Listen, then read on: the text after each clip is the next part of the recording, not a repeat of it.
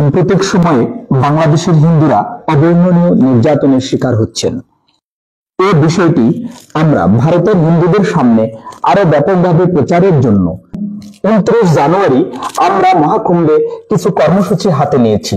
ওই দিন আমরা বাংলাদেশের অত্যাচারিত নিপীড়িত হিন্দুদের দুঃখ বেদনা তুলে ধরার জন্য আমরা 29 জানুয়ারি বেলা 11টায় স্নান শেষে আমরা ব্যানার হাতে বাংলাদেশের হিন্দুদের উপর নিপীড়নের বিষয়টি আমরা তুলে ধরব। এই কর্মসূচিতে বিশেষ করে সমস্ত বাঙালি হিন্দুদেরকে সামিল হওয়ার জন্য বিনীত অনুরোধ করছি। রিলিভ চিন্ময় প্রভু উইদাউট কন্ডিশনস। বাংলাদেশকে হিন্দুओं को বাঁচাও।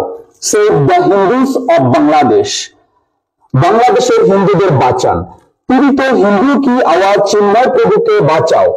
সেভ চিন্ময় প্রভু, দ্য ভয়েস অফ অপেস্ট হিন্দুস। নিপীড়িত হিন্দুদের কণ্ঠস্বর चिन्मय प्रभु के बाँचान।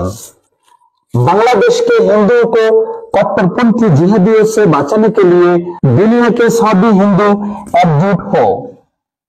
Unite Hindus to save the Hindus of Bangladesh from radical जिहादिस।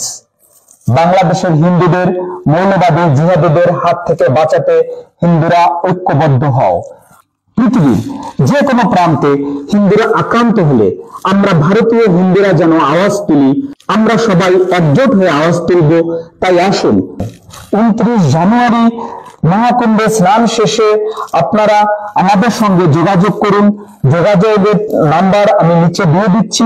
আমাদের এই ছোট পদক্ষেপের ফলে নিপীড়িত হিন্দুরা বাঁচার সাহস এবং লড়াই করার সাহস পাবে বলে আমরা আশাবাদী। এই আয়োজন কোনো নির্দিষ্ট সংগঠনের পক্ষে নয়, এটি সমস্ত ভারতবাসীর পক্ষ থেকে আমরা ভারতীয় হিন্দু সমাজের পক্ষে এই কর্মসূচি আয়োজন করেছি।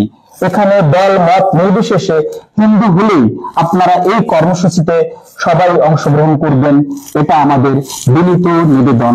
সবাইকে নমস্কার। হর হর মহাদেব।